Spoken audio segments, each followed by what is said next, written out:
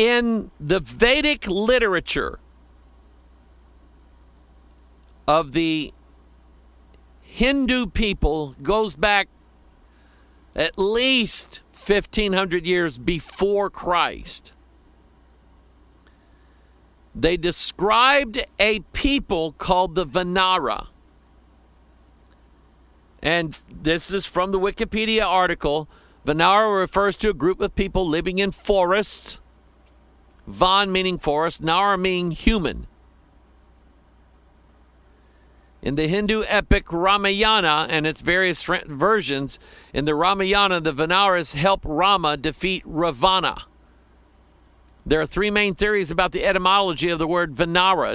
It derives from the word Vana, meaning forest, Nara meaning man, belonging to the forest or forest dwelling. It derives from the words Vana, forest, and Nara, man, meaning forest man. Or it derives from the words Vav and Nara, meaning, is it a man? Question mark. Or perhaps he is man.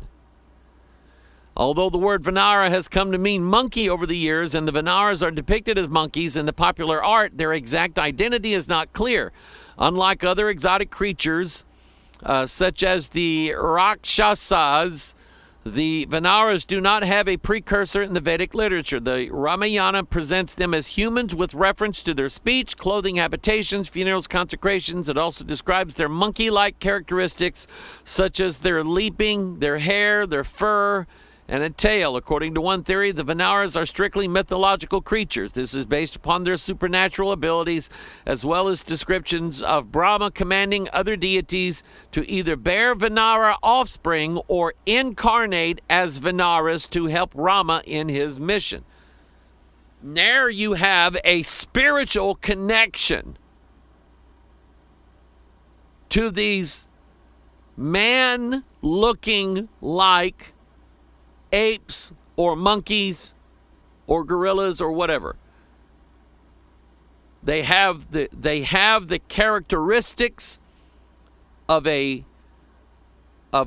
simian type creature, chimpanzee, gorilla, ape of some kind. They have the characteristics of that, but they also have the characteristics of a man.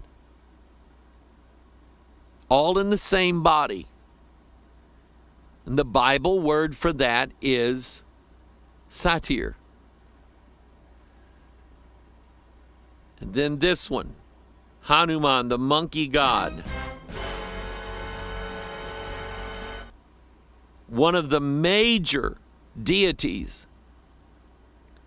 in Hindu mythology is Hanuman, the monkey god. And Hanuman, the monkey god, is a human-looking, monkey-looking god. Now, what did we discover earlier? That the Bible called them.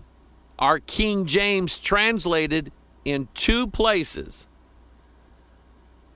the fact that these satyrs were worshipped as devils. The fact that, and this is a theory of mine, the fact that the word Satyr, the Hebrew word, used often in the Old Testament to describe either the kids, which are, baby goats, or goats themselves, he-goats, that were offered as sacrifices. My theory about the animal sacrifices in the Old Testament is that they are a foreshadowing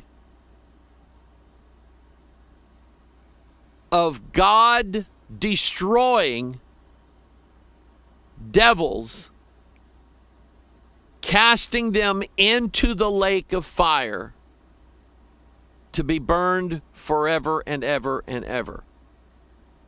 That's my theory. I think every animal sacrifice that ever took place in the Old Testament was a foreshadowing of God's priests, which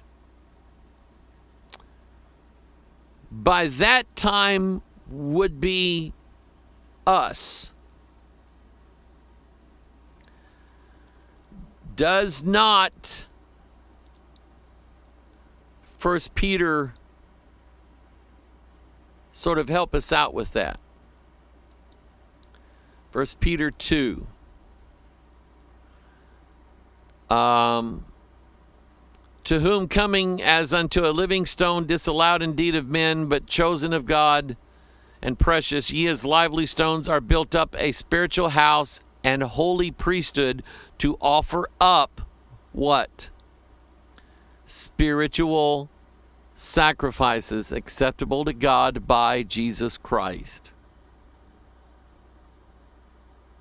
Now, I don't believe that we're going to be offering them up to atone for sins. That's already been done. But clearly, we are a priesthood. And clearly, the foreshadowing of the future priesthood of the saints is the priesthood of the Levites in the Old Testament. And what did they do? They took the kids, the he-goats, the hairy sacrifices daily, and put them on a four-horned altar, four-cornered altar. And they burnt them every single day. The fires on the altar were lit every single day.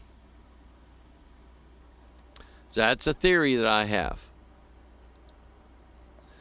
But Hanuman, the monkey god, is a very serious god to the Hindus in India. You just would not speak out against Hanuman, the monkey god. But he clearly is, number one, he is a friend of the Vinara. And he is a very, very close god to the highest gods in the Hindu tradition.